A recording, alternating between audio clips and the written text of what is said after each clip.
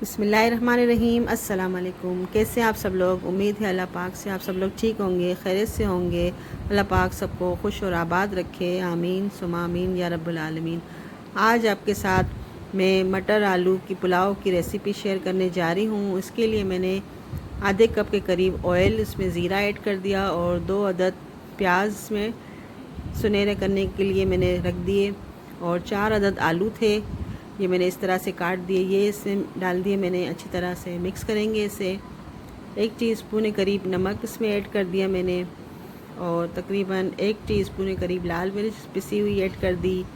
हल्दी आधी टीस्पून और पिसा गरम मसाला आधी टीस्पून के करीब तकरीबन इसमें डाल के अच्छी तरह से मिक्स करना है। अगर आपको मेरी रेसिपी पसंद आती है तो कमेंट्स कीजिएगा, लाइक कीजिएगा और शेयर कीजिएगा।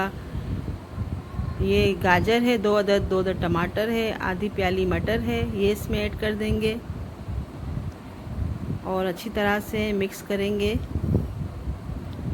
और मेरे चैनल को ज़रूर सब्सक्राइब कीजिए आप लोग और कमेंट्स कीजिए, बताइए कि आपको मेरी रेसिपीज़ कैसी लगती हैं।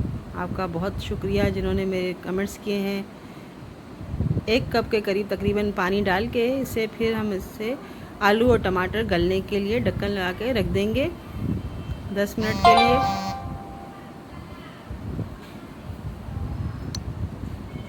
दस मिनट हो चुके हैं, देखें माशाल्लाह से अच्छी तरह से सब्ज़ी सारी गल गई है। मिक्स करेंगे फिर अच्छी तरह से। आधी गट्ठी के करीब तकरीबन धनिया और 4 से 5 हरी मिर्चें काट के इस तरह से इसमें ऐड कर देंगे। तकरीबन 1 किलो के करीब मेरे पास चावल थे, मैंने आधे घंटे के लिए भिगो के रख दिए थे और इसमें ऐड करेंगे 1 टेबल स्पून के करीब तकरीबन नमक ऐड करेंगे।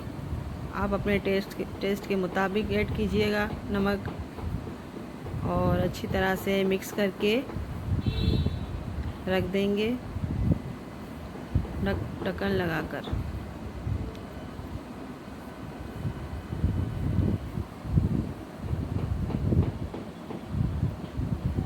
ये देखिए माशाल्लाह से अल्हम्दुलिल्लाह अब इसे दम लगा के रख देंगे 5 से 7 मिनट के लिए। माशाल्लाह से अल्हम्दुलिल्लाह अच्छी तरह से पक चुके हैं। पुलाव हमारी तैयार है। आलू मटर की आप ज़रूर बनाइएगा, दुआओं में याद रखिएगा और मेरे चैनल को ज़रूर सब्सक्राइब करें नए आने वाले। और आप लोग का बहुत शुक्रिया कि आपने मेरी रेसिपीज़ पसंद की और मुझे कमेंट्स किए। अल्लाह आपको सबको खुश और आबाद रखे। मिलेंगे इंशाल्लाह नेक्स्ट रेसिपी में, जब तक के लिए अल्लाह हाफिज़।